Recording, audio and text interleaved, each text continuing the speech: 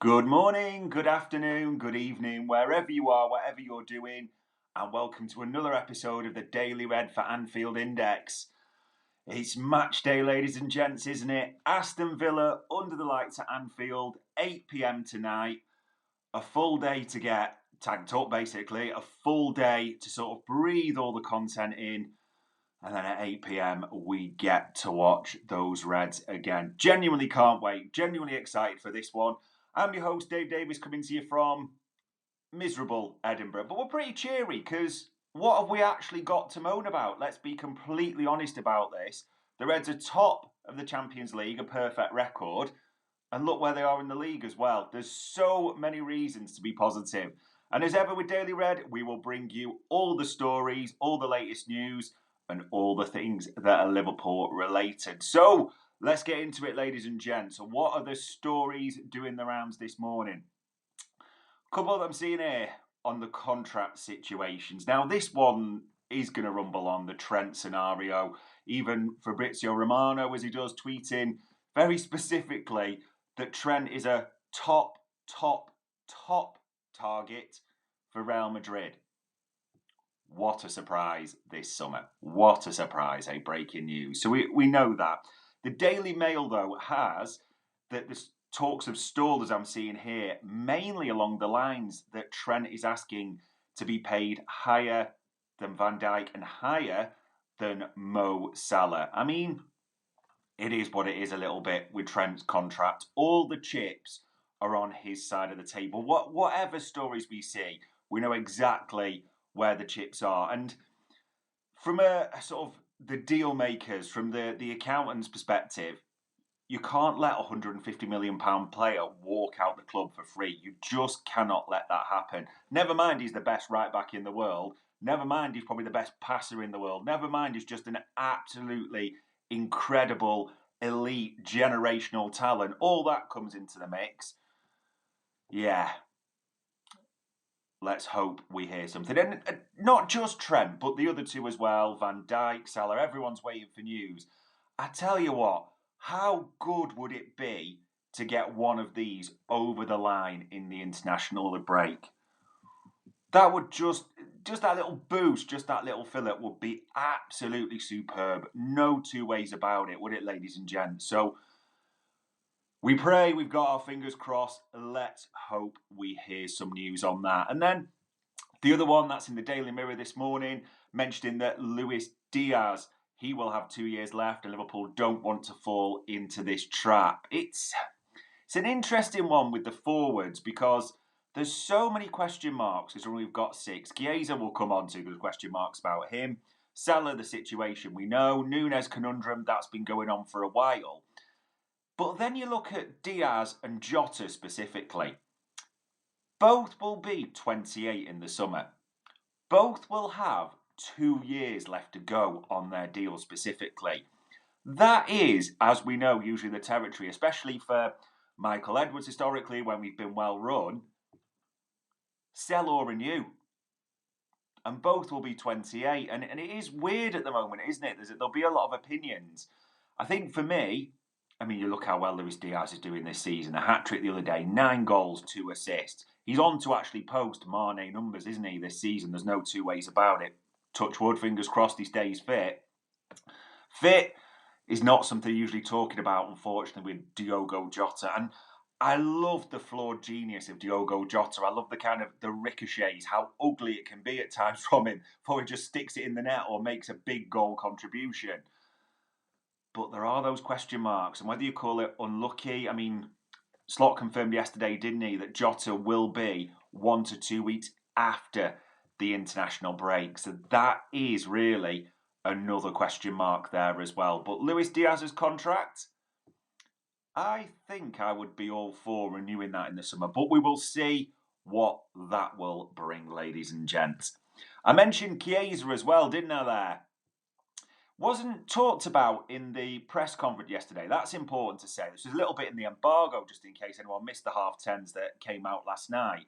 And Elliott was not mentioned at all, so we're hoping maybe he's back as well after the international break. But Jota 1 to 2 weeks afterwards, so it does have all the hallmarks of a fractured rib. But in the embargo, Slot was speaking specifically about Federico Chiesa. So what did he say?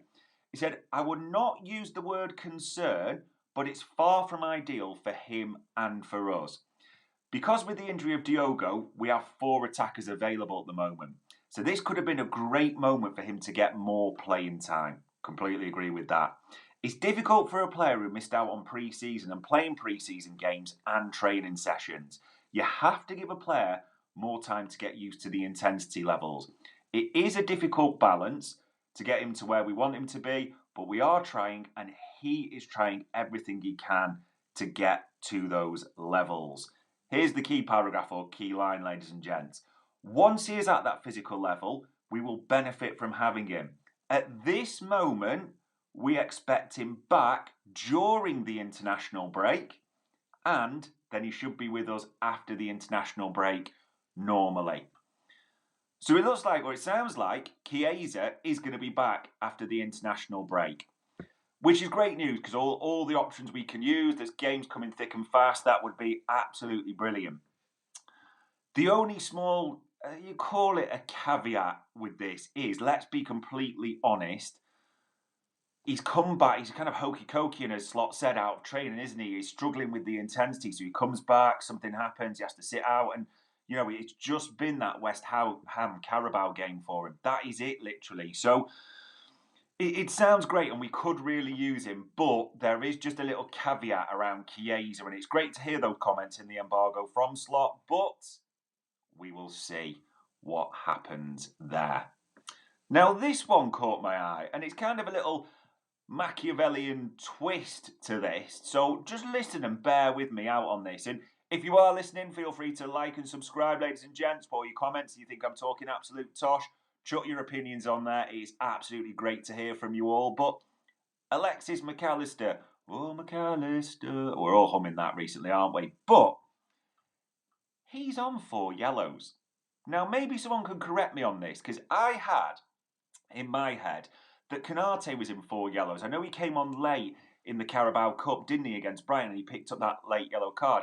Maybe someone could correct me on that. I thought that carried over to the Premier League as well. But as quite a few stories have run this morning, McAllister is on 4 yellows. So if he gets booked today, he will miss the next league game. Is that a bad thing? Let's just think about this carefully. There's a lot of games coming after this international break, another freaking international break. But if you look after Aston Villa, there's a gap, the international break. Southampton away is the next league game. Now, if you were to pick a game for McAllister to miss, I think you would pick that. I could be completely wrong, but I don't think it's a bad tactical yellow to get today, shall we say. I really don't. Put it this way. If he doesn't get it in the Southampton game and he gets it later on, there's a chance you start to worry, like, is he going to miss City? That type of thing. So, call it wrong, call it whatever you want, to be honest. For me, I don't think it's a bad idea if Alexis McAllister maybe just picks up a late yellow card if he's not got one already today and misses the Southampton game, because that's what you'd pick anyway. And also think about this. We know he's probably just carrying that abductor issue still. Imagine if, unfortunately, we didn't even want him going into international duty, but he comes back and then he has a bit of a rest because he's not playing on that Sunday. I don't think that's a bad thing at all. Just me personally, but wouldn't mind seeing McAllister pick up a yellow today. We'll see, eh? Predictions for today, because I keep mentioning it, don't I? There's pundits talking galore. 2 that I really want to call out, Paul Merson and Mark Lawrenson. I mean, Laurie, you can probably guess, has gone with a Liverpool win. Paul Merson, not at all. What is Paul Merson saying? He said, I see Brighton against Liverpool, and Brighton were actually better than Arne Slot's men for the majority of that game. First half, no doubts about it at all, but okay. I just don't think Liverpool are playing well enough to win this game. If they give Villa the kind of chances they gave Brighton, the likes of Duran and Watkins will punish them. Okay. Liverpool were really fortunate to come away with a win in the last game, but I doubt they'll have that kind of luck here. I really think Villa can cause Liverpool problems in this game. There's a couple of elements to this, and I mean, I think Paul Merson's talking absolute wham. I mean, if you look at the last game, Leverkusen, we were utterly dominant, especially that second half, were brilliant. But maybe he might be right, who knows? But don't think Liverpool are playing well. Did Paul Merson's glanced at the scores and score lines and that little thing they called the league table and that little thing they called the Champions League table, but yeah, it's an opinion. You can call it that. But what is his ultimate prediction? 2-2. That's what Paul Merson's gone. Don't agree with that at all, to be honest. I'll come to my prediction later. But Loro, if you look at him, he has gone for a 2-0 Reds victory. Feel free to comment on your predictions, ladies and gents. What do you think the scoreline will be today? Who will the scorers be at the same time? Now, another article it kind of intrigues me. Football finance isn't for everyone, but certain implications are there. There's an article in the Echo today about the Club World Cup and it being a quadrennial. There's a good word for you, so I guess that means once every 4 years. And Liverpool's coefficient and what that can mean. Because with the revamped 32-team tournament for the Club World Cup, the top 12 qualify from Europe, which we've seen Chelsea and City. They're the two ones that are going to be part of that from the Premier League. Now, as it stands, Liverpool's coefficient, their recent results mean they're currently 4th, apparently, in those European rankings. So and so they should be, well inside the top 12. I'm not a fan of the Club World Cup. I've got no interest. I'm not going to lie for 1 second that I will watch a single second of it. But here's the bit that will probably have FSG and them in the boardroom absolutely wetting their kecks. As the Echo quotes here, the estimations are around £40 million.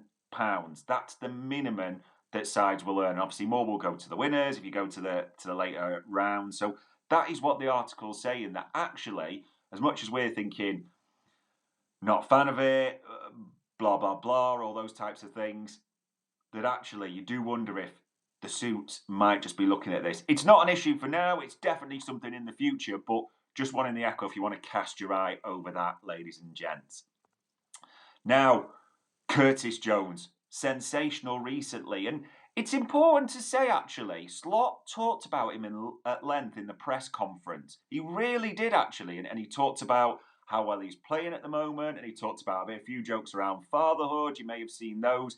But the specific line that a lot of people have sort of run with last night and this morning is almost, they've seen it as a challenge that he said the top players do it every 3 games. You know, it's not good enough to just do it on one-off occasion. A lot of people have taken those comments as a kind of a challenge to Curtis Jones, like, can you do it again now? And I didn't see it that way, but maybe it was, because a few people have identified it that way. But for me, I don't see how Curtis Jones can't start. Double negative, I know, but he's been brilliant, hasn't he? So many positive performances recently. The match winner against Chelsea, Salah's assist against Brighton for the winner, the pass for Diaz the other night. And whether it is fatherhood, whether it's the new coach, maybe it's just the perfect trifecta combination of all these things, Curtis Jones is absolutely brilliant at the moment. And he's got to start today. So we'll see what happens. But yeah, just in case you want to read quite a few articles there on Curtis Jones. And shout out to Lewis Steele. He's done one for the Daily Mail. It's a bit of an exclusive piece there, an analysis.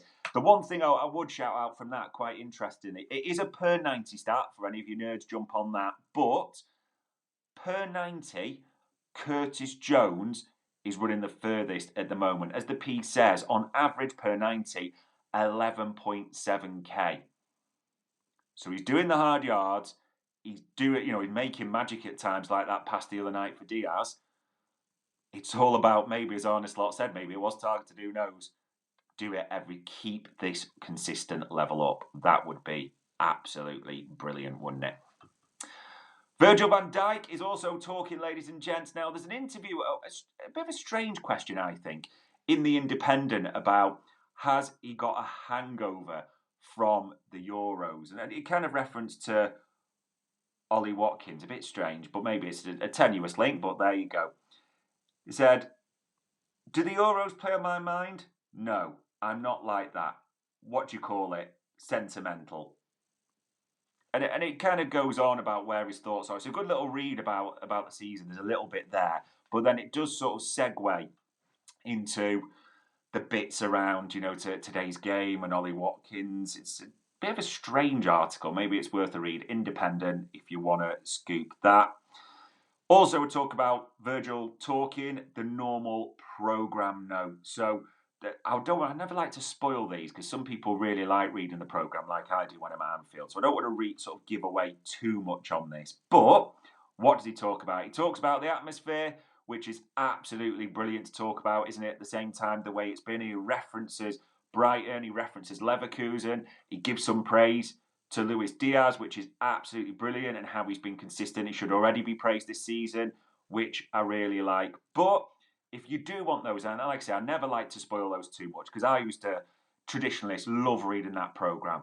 Just that bit where you get to yourself before sort of the eye of the storm and everything happens at Anfield. Arne Slot's programme notes are up on the official website. Virgil van Dijk's programme notes are up on the website as well. So if you like that, like me, well worth a read. And speaking of other things that are up on the website, I don't know if you'll have a Liverpool TV Go, they call it a licence pass, whatever they're bloody called nowadays, but Mo Salah has done a great interview with them because he was, quite rightly, Liverpool's Player of the Month for October. The Standard Chartered Player, they call it, don't they? So, little snippets we've already put on on our socials. So whether you be like Twitter, TikTok, all those types of things, have a quick look. But he does talk in length about quite a few things like chasing records and even comparing himself to the Premier League legends. Robbie Fowler's mentioned, and even the bit where he's talking and smiling around, well, I'm a winger, so I've got defensive responsibilities. It's a bit tougher. Well worth a read, ladies and gents.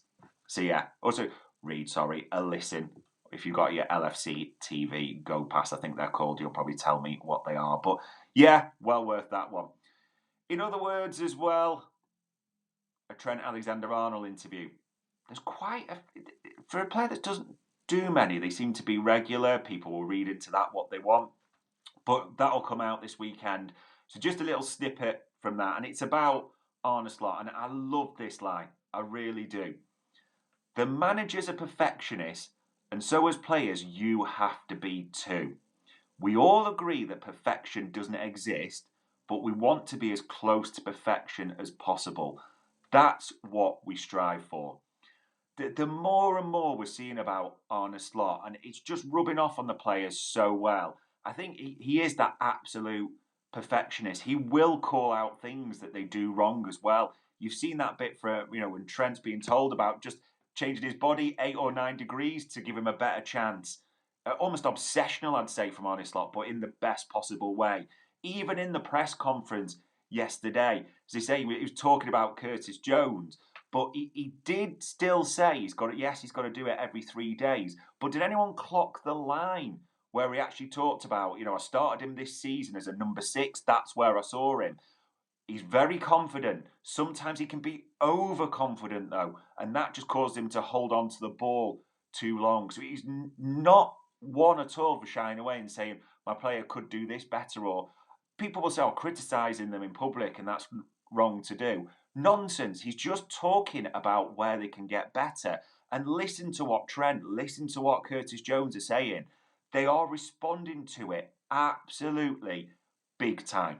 There's no two ways about it at all. So, yeah, it's all working out, isn't it, for us? And as I say, there's a few Curtis Jones pieces that I mentioned there, but that one probably the best one I've read this morning, the one in the Daily Mail about the new complete dad, Curtis Jones. And also an interesting one. Sleeping in the spare room is one of the headlines. His work rate, we talked about the distance. But LeBron James, yeah, consulting him for advice. So well worth a read on that one. Be interesting to see, won't it, ladies and gents? The pundits are giving their predictions. What am I going for today? Here's what I genuinely see today. I could well be wrong on this, and feel free to comment or disagree. I think it's exactly the same lineup. I really do. I know a few will be thinking Núñez will be back in, Szoboszlai for freshness.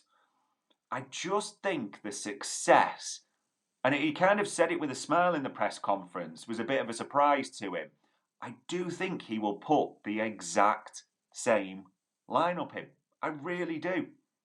Which is Kelleher, Trent, Tsimikas at left back, Virgil and Ibu in the centre, and a midfield of Grav, Maka, and Curtis Jones. And then the forward line of Gakpo on the left, Diaz is almost at a false nine, you could call it, and Mo Salah on the right. I just think he will go exactly the same again. I could well be wrong, but that is my gut instinct. Now, Villa are a tough team.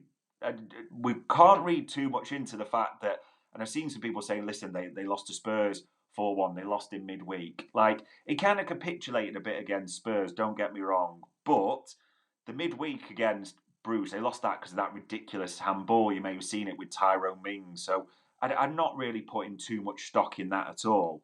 What I am looking at is a couple of things. And in their various stats, I mean, they're pretty much on the same number of points as Arsenal. Read into that what you want. But they've scored 17, which is good. They've got goals. Duran's got 8 this season. Watkins has got 5. We know they bring a goal threat. They've conceded 15. They've mixed and matched their defence a little bit. I think, as some Villa fan channels have said, they have sort of flitted at times. Everyone's like, oh, it's a back four. There has been on occasions where he's almost moved into a 3. There's been rotation in the centre-backs, and maybe it's injury, but Conte's been centre-back, right-back. You've got Diego Carlos, who he clearly doesn't fancy. Pau Torres, who's great at passing, but you do have question marks about his pace. And I understand why people may have looked and thought Darwin Núñez is the man to exploit that. I don't know. I really don't. But that's what I'm looking at with Villa. They bring a goal threat, but they give up chances. And they do concede goals. That's what the stats say at the same time. So, where does that steer me towards? That steers me towards, ladies and gents, in my prediction, 3-1. 3-1, Anfield to come alive again under the lights. And first goal scorer, Mo Salah. Can't really bet against the Egyptian king, can you? I'm happy if it's anyone else, but that is my prediction. 3-1, 8 p.m, under the lights at Anfield. Safe travels to those who are going like myself. Cannot wait for it. Anyone who's enjoying it at home, plenty of time for a few bevies, etc. And if you look at the games earlier, there's hoping there'll be a little boost just before kick-off, isn't it? Because Brighton, Manchester City at 5:30 today. So that's an interesting one. Arsenal don't play till tomorrow. So yeah, we'll see what Brighton could do us a favour. That would be absolutely erotic, wouldn't it? Let's be honest. But it's all about us. 8 p.m, under the lights, Anfield tonight, Aston Villa. Let us hope we're celebrating 3 points. Let us hope we're all celebrating with Listen of Raw. That'll be later. Dave, Trev, and probably someone else talking about the game, breaking that down. But more than anything, let's hope we're going with a win, no injuries into the international break. And just in case you did miss it yesterday, all the indications are that Mo Salah will not be called up by Egypt, which I actually think is being underplayed a bit. Absolutely brilliant news. No two ways about it at all. If especially his age, we've seen the impact he can have a bit later on in the season. Imagine if we can keep Mo Salah rested all that time. Fingers crossed. Fingers crossed they just sort of cancel international football completely. But that is a different thing altogether, ladies and gents. But there we are. Saturday the 9th of November, game day. I know you'll have stuff to do, whether you're taking the missus shopping, cutting the lawn, the jobs in bits, whatever you've got to do. But 5:30, you've got Brighton City. They'll warm up before the main event at 8 p.m. UK time. Saturday the 9th of November. That was your Daily Red. Enjoy your day wherever you are, ladies and gents.